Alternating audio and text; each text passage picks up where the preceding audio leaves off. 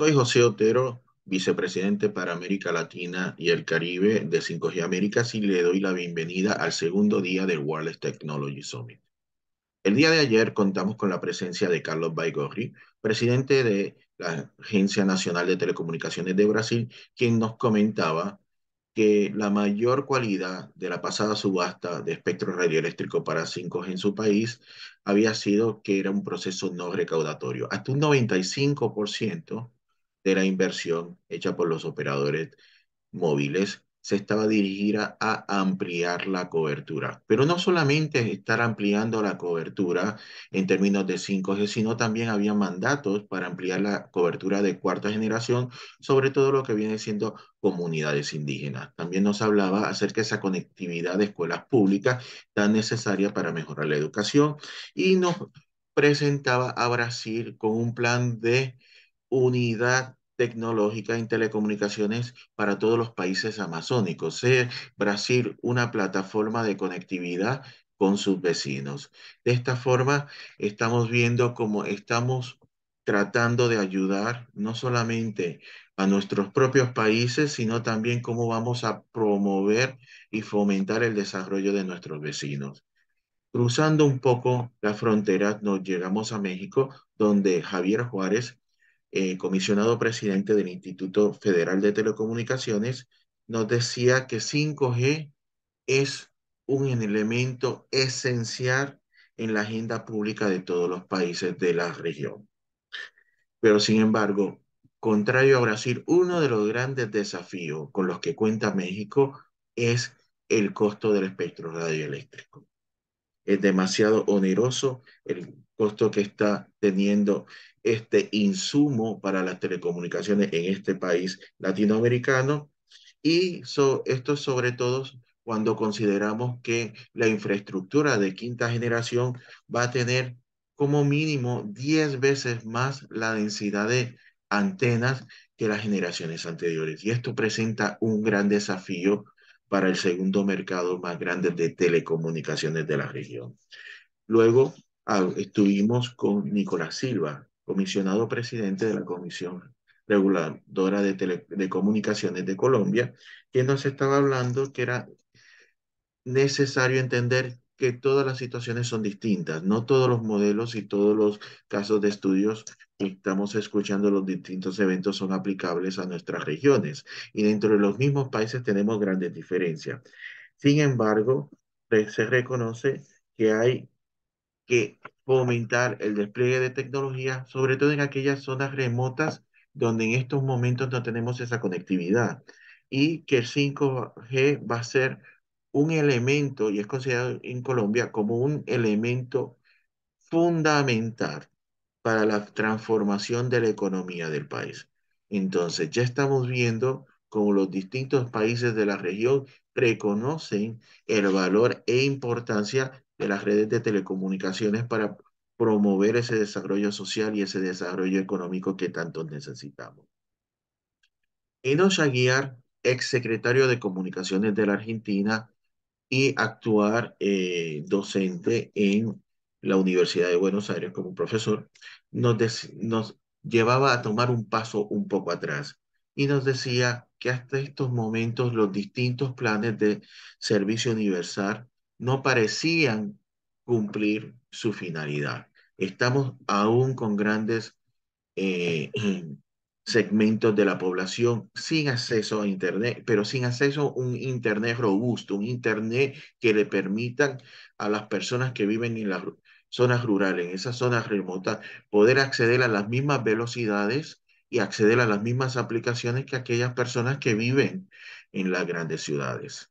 Entonces, lo que él nos comentaba que es ya necesario empezar a escuchar a las regiones, a esas provincias, esos estados, departamentos, cantones que están alejados de las metrópolis, de las ciudades, y escucharlos para saber exactamente cuáles son sus necesidades y con esa retroalimentación poder tomar medidas que sirvan para impulsar la conectividad de una forma más apropiada. Eh, Esto también fue algo replicado por Lucrecia Corbalán de la GSMA Latinoamérica, que nos decía que había cuatro pasos para esa conectividad universal. Entre ellos estaba impulsar la demanda, eliminar los impuestos, considerar soluciones alternativas a las presentes para ampliar esa conectividad, mejor utilización de los fondos de servicio universal independientemente de cómo estén construidos para fomentar esa demanda y obviamente tratar de maximizar el impacto que estos fondos podrían tener. Claudia Araya, subsecretario de Telecomunicaciones de Chile, nos hablaba acerca de la experiencia que ha tenido este país sudamericano en la expansión territorial de la quinta generación y cómo se está hablando de que en estos momentos hasta un 84% del plan de desarrollo de 5G en estos momentos se había cumplido. Esto en un país donde todos los operadores que están ofreciendo esta tecnología ya han superado el millón de clientes. Estamos hablando de cuatro operadores, de tres operadores más bien, y estamos en un país de apenas de 17, 18 millones de personas. Cuando Guzmán Acostilara, director nacional del DINATEL de Uruguay, nos relataba su experiencia. Decía, sí, Uruguay fue el tercer país del mundo, el primero en América Latina en lanzar servicios de 5G allá para el 2019, pero apenas fueron unas 12 radiobases. Y el desafío es cómo vamos a equiparar la cobertura de un 99% de cuarta generación que tiene Uruguay a nivel geográfico con quinta generación para impulsar ese desarrollo y poder utilizar esta tecnología como espina dorsal del crecimiento económico y la digitalización de los distintos procesos que tenemos en la economía. Finalmente, Mauricio Agurelo de el CAF nos decía que hay importantes asimetrías en el desarrollo tecnológico de América Latina, sobre todo en la parte de telecomunicaciones, y que se necesitaba impulsar el crecimiento en la inversión en este sector, porque contrario a los distintos países de la inversión en redes de telecomunicaciones, en esa migración hacia nuevas tecnologías en América Latina estaba prácticamente paralizada, mientras que en esas regiones de los países más desarrollados estaban creciendo hasta en un 300%. También reconoce al 5G como la base de esa plataforma de el ecosistema digital que, como ya se había mencionado, iba a impulsar esa transformación digital, esa digitalización de los distintos procesos productivos de la economía. Y bueno, ese es un resumen de lo que vivimos el día de ayer. Pero ¿qué vamos a ver el día de hoy?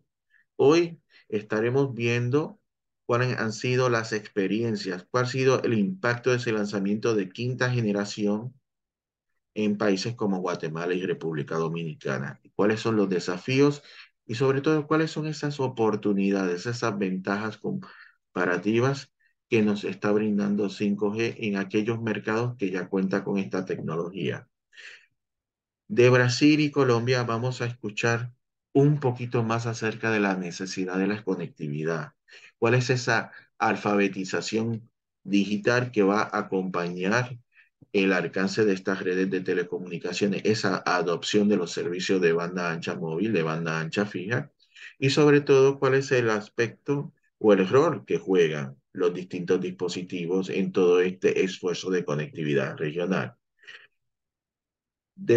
Por parte de Costa Rica, también de Ecuador, vamos a estar escuchando acerca de esa necesidad de asignar espectro radioeléctrico como el insumo esencial de la red de quinta generación.